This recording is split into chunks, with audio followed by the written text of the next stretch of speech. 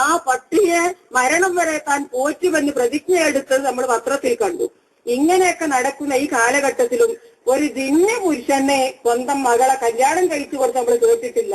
ഇനി ആ ജിന്നുകൾക്ക് നന്മയും തിന്മയും ഇല്ലെന്നുള്ളതാണോ മനസ്സിലാക്കിയത്?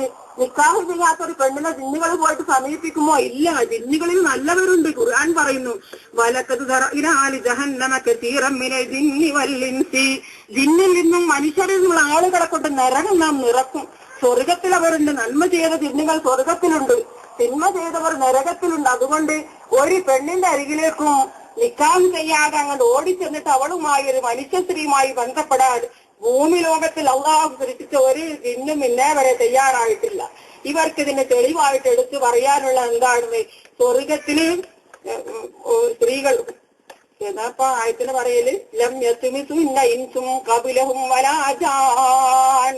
സ്വർഗത്തിലെ സ്ത്രീകളെ വിശേഷിപ്പിച്ച സന്ദർഭത്തിൽ അള്ളാഹു പറഞ്ഞു, ലം യസ്മിസു ഇന്ന ഇൻസും ഖബലഹും വലാ ജാൻ.